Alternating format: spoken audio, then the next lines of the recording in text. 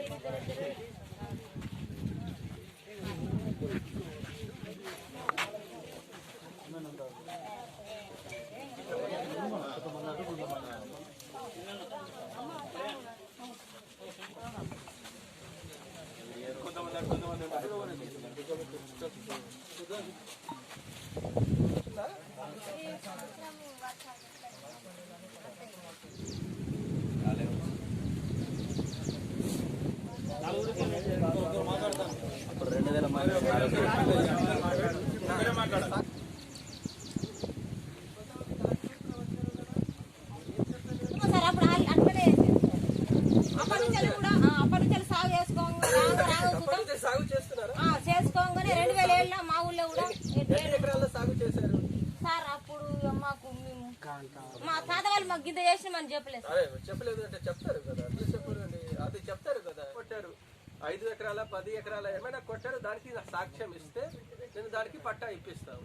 కానీ ఇప్పుడు వచ్చి చెట్లు కొట్టే 100 రోజుల ఉపాధి హామీ ఉంది, 100 రోజులు కూడా కల్పిస్తాం.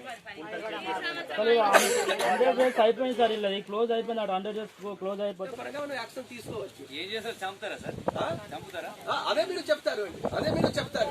అంటే మీరు రేపు బతకడానికి కూడా ఎవరికి చంపేస్తారు అంతే కదా? కాదు అండి బాబు,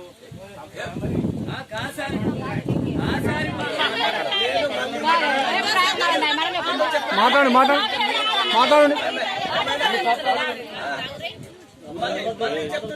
మళ్ళీ చెప్తున్నారు, లేకపోతే అటవీ అట్లా కొట్టడానికి లేవు. అటవీ కొడితే చాలా స్ట్రిక్ట్ గా కోర్టు పరంగా, సుప్రీం కోర్టు పరంగా, చట్టం పరంగా చాలా స్ట్రిక్ట్. మీరు అన్నట్లు రోడ్డు మీద కాదు సార్, కనీసం కూడుకుంటా ఉండడానికి మా బతుకు పోరాటం చేస్తున్నాం. మేము మా బతుకు పోరాటం చేస్తున్నాం సార్. ఇక్కడ అడగండి అండి, చాలా మంది ఉన్నారు ఇక్కడ బండ్లు వస్తారు.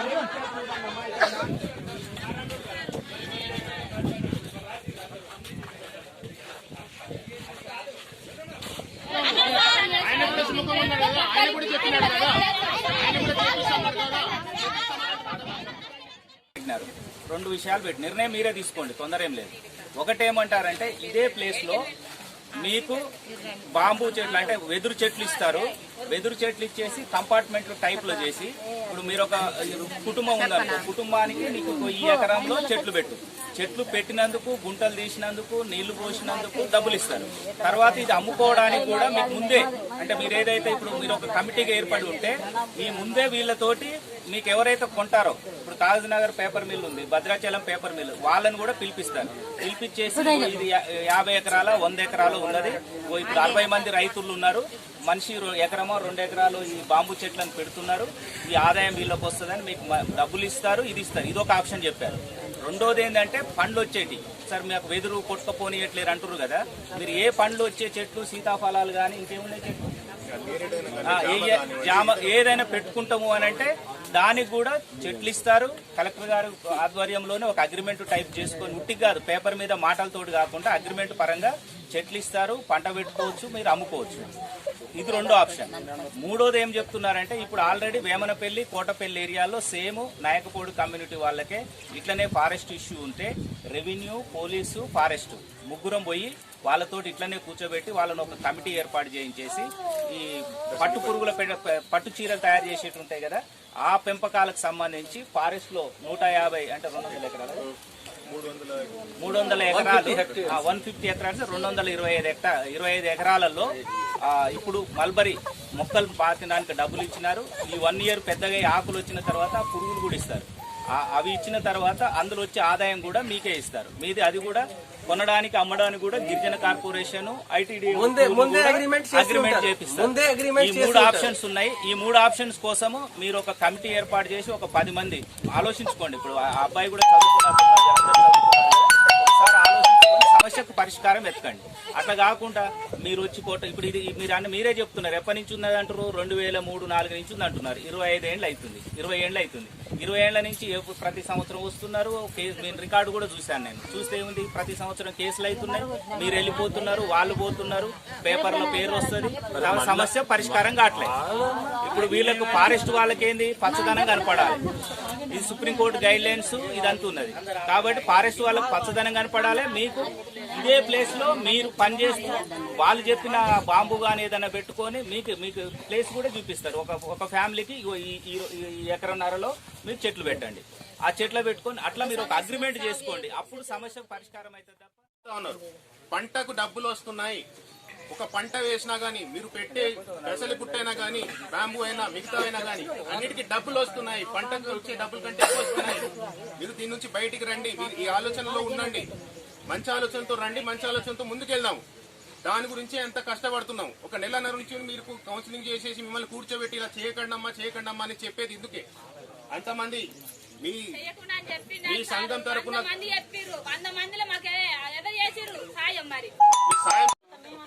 ఒక్క నిమిషం 10 రోజులుగా అదే విషయం చెప్తున్నారు. కలెక్టర్ గారు కూడా ఇదే చెప్తున్నారు. మీకు మొక్కలు పెట్టండి, మొక్కలకి మీరు ఏదైతే డబ్బులు పెడుతున్నారో అది కూడా మనం ఇస్తాం. ఒక్కొక్క మొక్క కింద అనేసి మనం ఇస్తాం. 100 రోజులు ఉపాధి ఇప్పిస్తాం. మిగతా ప్రభుత్వ స్కీమ్లు ఏవైతే ఉన్నాయో అవి కూడా ఇంప్లిమెంట్ చేయడానికి కూడా కలెక్టర్ గారు హెల్ప్ చేస్తా అంటున్నారు. దాని తర్వాత మీరు ఒక సమితి లాగా ఫామ్ అయిన తర్వాత మొక్కల నుంచి వచ్చే ఫలసాయం అయినా కానీ, బ్యాంబూ అయినా కానివ్వండి, అది కూడా తీసే మనకు అవకాశం ఉంది. ఇదంతా కూడా న్యాయపరంగా మీకు, మీ ఫ్యామిలీకి, మీ ముందు తరాలకు కూడా బెనిఫిట్ అయ్యేటట్టు ఉంటుంది. అంతేగాని ఇప్పుడు మీరు కేసులు కట్టుకున్నా గానీ మీ పిల్లలు కూడా అది మంచిది కాదమ్మా. ఇలా వెళ్తే ఏంది, ఇది ఏ వైఖరిలోకి వెళ్తున్నాము? ఒకసారి ఆలోచించండి. ఇప్పుడు ఏదో ఈ క్షణికంలో ఈ టైంలో ఇలా ఆలోచిస్తున్నారు. ఆయన అంతసేపుగా 1 గంట సేపు అన్ని వదిలేసి, జిల్లా మొత్తం వదిలేసి ముగ్గురం వచ్చినాం ఇక్కడ. అది పెద్ద విషయం కాదు. మీకోసం అనేసి మీ గురించి ఆలోచించే ఇలా కాకూడదు, ముందు కాకూడదు, అందరం ఆలోచిద్దాము, వాళ్ళందరం కూర్చోబెడదాము, ఒకసారి మాట్లాడదామని వచ్చాం. చేస్తే 1 ఎకరంకి 400 చేస్తే జస్ట్ ఒకటే ప్లేస్ నుంచి 1000 రూపాయలు వస్తుంది. 3 to 4 lakhs వస్తుంది కరెక్ట్ గా చేస్తే. తర్వాత వదిలేస్తే, కొట్టేస్తే, దానికి ఏం పట్టించుకోలేదు అంటే పైసలు రావు అండి. పైసల కోసం చాలా కష్టపడాలి. సో మళ్ళీ చెప్తున్నాను, మీ దగ్గర 2-3 ఆప్షన్స్ ఉన్నాయి. చెన్నూరు వాళ్ళకి 150 దాని నుంచి కూడా వాళ్ళకి వస్తున్నాయి, వాళ్ళు చేస్తున్నారు.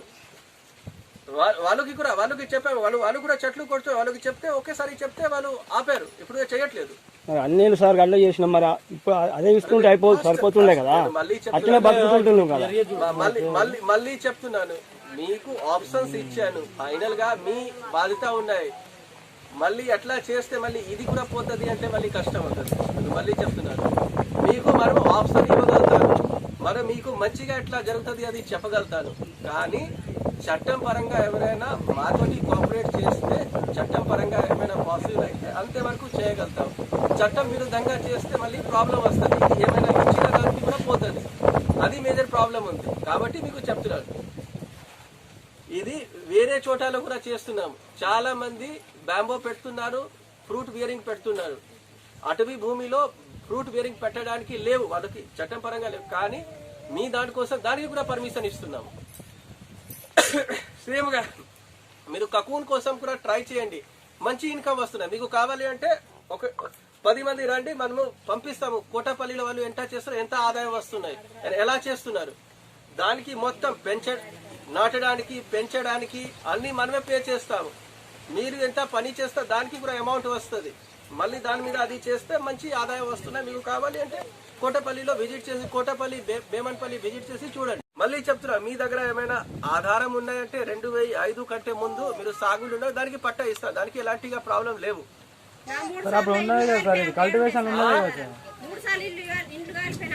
అమ్మ అట్లా పెడితే ఇల్లు కాలిపోతుంది. ఇక్కడ వేరే ఏమది లేవు. బ్యాంబూ లేదా అంటే లేదు అంటే ఈ ఫ్రూట్ బియరింగ్ మీద పెట్టండి. ఆ ఫ్రూట్ కూడా మీరే తీసుకోవచ్చు. ఎలాంటిగా వాళ్ళు అటవీ శాఖ వాళ్ళు దాని మీద క్లెయిమ్ చేయరు. ఆ చెట్లు మనమే ఇస్తాము, చెట్లు పెట్టడానికి పైసలు కూడా ఇస్తాము, దానికి వాటరింగ్ చేయడానికి కూడా ఇస్తాము. అన్ని రకాల పైసలు మీకే వస్తుంది. ఫైనల్ చెట్లు నుంచి ఏమైనా వస్తుంది, అది కూడా మీరే తీసుకోండి. రెండు ఇచ్చాను, బ్యాంబూ లేదు అంటే ఫ్రూట్ బియరింగ్. ఇంకా కావాలి అంటే మీరు నేర్చుకుంటారు. చెన్నూరు ఏరియా వాళ్ళు ఎట్లా చేస్తున్నారు అంటే ఈ సిల్క్ వర్క్ కి చేస్తున్నారు. మీరు ఇక్కడ సాగు చేయాల్సింది అంటే ట్రాక్టర్ ఇక్కడికి రావు, అంతే కదా. ట్రాక్టర్ ఎవరు ఇవ్వరు. ట్రాక్టర్ వస్తే ఫస్ట్ వినండి, ట్రాక్టర్ లేకుండా దానికి మీకే మంచిగా జరుగుతుంది, కానీ దాని పరంగా మీరు పని చేయకపోతే నష్టం కూడా మీకే జరుగుతుంది.